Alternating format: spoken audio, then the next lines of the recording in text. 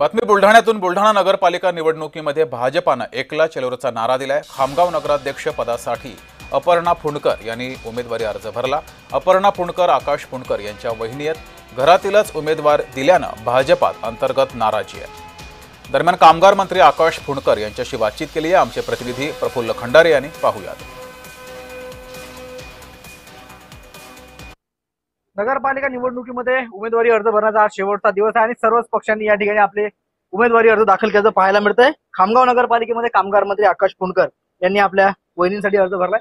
दादा, काय विजन आहे खामगावसाठी? खामगावसाठी आमचं नेहमीच विजन हे राहिलंय की खामगाव हे शहर स्वच्छ झालं पाहिजे, सुंदर झालं पाहिजे, नागरिकांच्या समस्या दूर झाल्या पाहिजे, त्यांच्या मूलभूत गरजा पूर्ण झाल्या पाहिजे आणि ह्या विजन सोबत आम्ही काम करतोय। मागच्या नगरपालिकेमध्ये आम्ही जो वचननामा दिला होता तो आम्ही 100% पूर्ण करून दाखवला आणि त्यावरही आम्ही जास्तीचे काम आम्ही केले, भरपूर निधी आणला।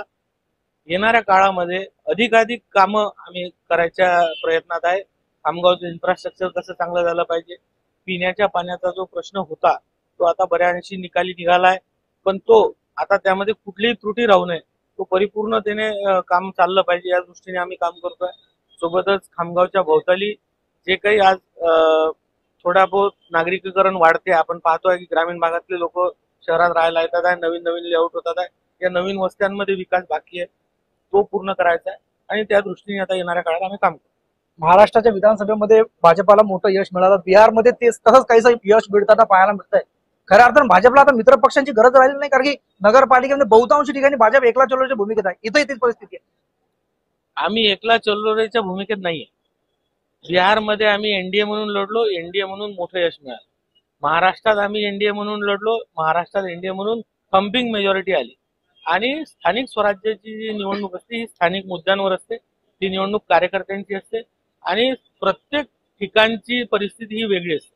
आज जर आपण पाहिलं तर जिल्ह्यात बऱ्याच नगरपालिकांमध्ये युती आहे आणि बऱ्याच नगरपालिकांमध्ये नाही, त्यामुळे आपलं हे म्हणणं कुठेतरी थोडं चुकीचं आहे।